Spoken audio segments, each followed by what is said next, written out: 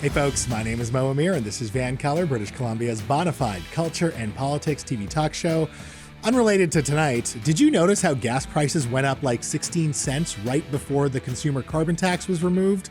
So you're basically paying the same price at the pump even without the carbon tax? That's weird, right? Anyway, tonight we're going to talk about the federal election. Just when I thought I was out, they pulled me back in. JJ McCullough will be here to discuss the role of alternative media in the current campaign. Plus, former BC Cabinet Minister Mike DeYoung, who actually endorsed Conservative leader Pierre Poilievre back in 2022, was booted by the Conservative Party after spending a year running for the Conservative Party nomination in Abbotsford South Langley. It's all pretty shady, and Mike will give us a peek behind the curtain of petty politics. But first, let's talk about our Prime Minister, who seems almost squeamish in defending his personal investments and business practices in the private sector. Let's talk about something we learned last week, and let's take a moment.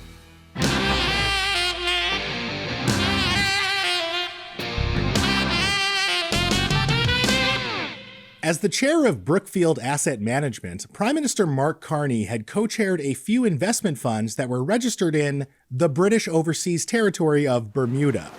Bermuda is a tax haven, a place with little or no taxes and privacy laws that prevent foreign tax authorities like the CRA from accessing financial information about individuals or companies holding assets in the tax haven.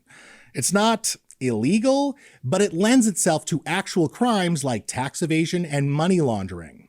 Bermuda ranks third on the Corporate Tax Haven Index of the world's biggest enablers of global corporate tax abuse. Now, to be clear, there is no evidence that Mark Carney or Brookfield did anything criminal.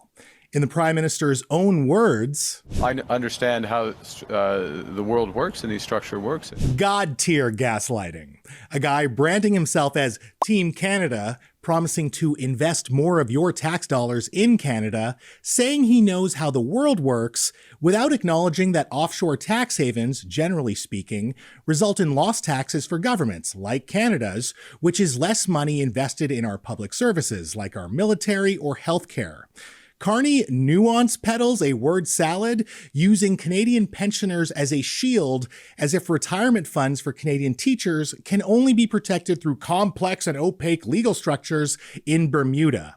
As if Canadian pensioners are the only committed investors in Brookfield funds.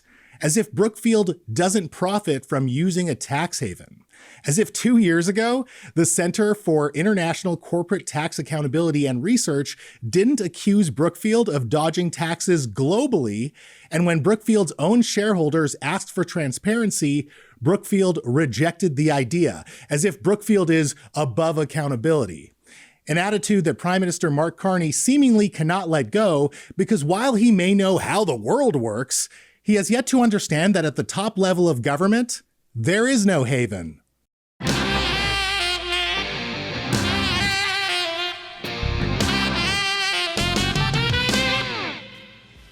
Ooh, we are gonna get some heat for that one. Folks, after some business, why did Pierre Poilievre's Conservative Party reject a former BC finance minister as unqualified to be their candidate in Abbotsford South Langley?